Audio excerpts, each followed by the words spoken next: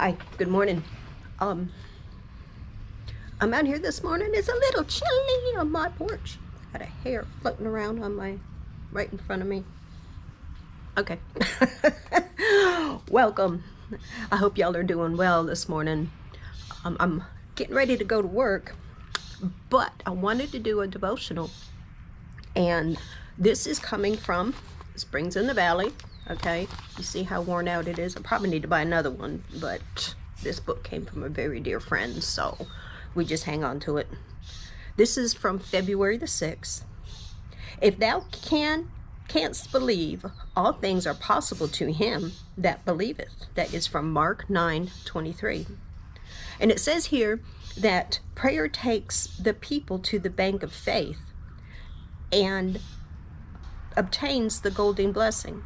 Mind how you pray. Pray. Make a real business of it. Never let it be a dead formality. People pray a long time but do not get what they are supposed to ask for because they do not plead the promise in a truthful, business-like way. If you were to go to a bank and stand an hour talking to the clerk and then come out again with your cash, without your cash, what would be the good of it? And that is from C.H. Spurgeon. Have you ever given God the chance to answer the prayer of faith? Do not let us lose our last chance of believing by waiting till dawn has broken into day. And that is from Lilias Trotter.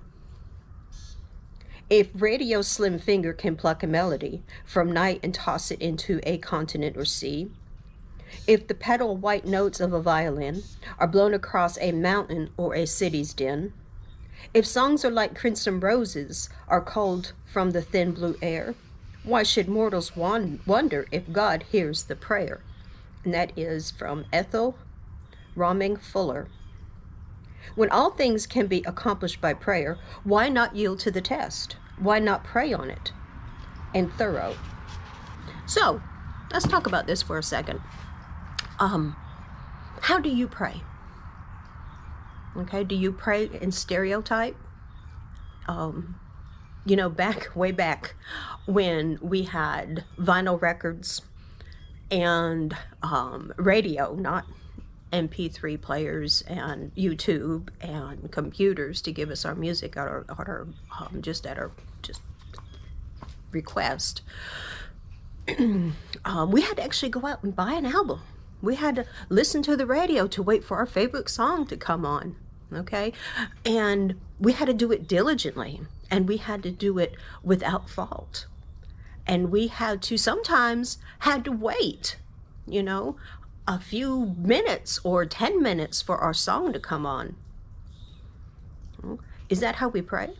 Do we pray like that? Are we so used to our drive-through, get it now, fast food society that we no longer pray diligently and thoroughly and continuously and in a business-like way? That's what the author says here, in a business-like way. Well, what is a business-like way? A business-like way is, okay, Lord, I'm coming to you, and this is what I expect you to give me what you have promised. Not wishy-washy stuff. Don't do wishy-washy. Well, if it's your will, and if you're not too busy, then can I please have this? No. I mean, go to the Lord in a dignified, yes, and respectful, absolutely, but also in a way that he knows that you mean business. Okay, this is what you promised me. All right, don't forget, this is what you promised me, and you might have to wait. Okay, again, back in the day, we had to do things by snail mail, postal service. We put our letter in the mailbox, and it might take up to 5 days for the person that we were writing to get that mail. We didn't have bank accounts that we could just absolutely do automatic draft and just at our fingertips find out what our balance was. We had to wait to the end of the month or until our cycle period was over, and then we had to go through our statement and line it up with our bank But we had the register on the back of it because we had to write everything down. Okay. I was tickled to death, when we had carbon bank checks, because then we could go through and match the check from that carbon copy to our bank statement. Hey, that was fantastic.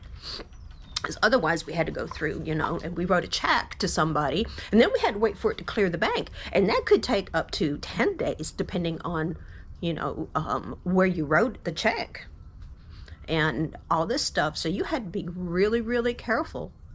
We just didn't go somewhere and, oh, debit card, bang, automatic. Wow.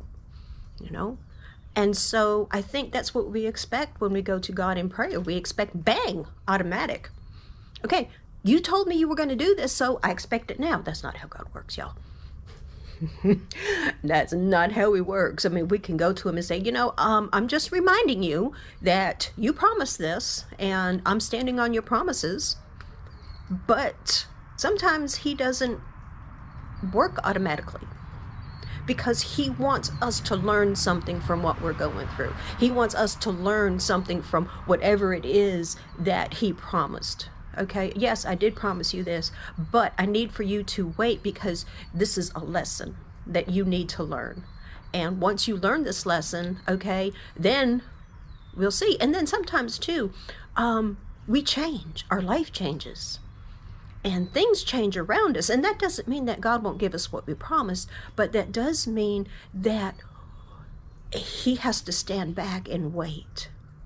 He has to give us something to hold on to, so that, Kelly, yeah, I did promise you that, but you're in a different place right now. So I'm going to wait for you to come back around. Those little goofy wooden things that we used to pass around to it. When we get around to it, I was like, okay, that is the corniest thing I've ever heard of in my life. But yeah,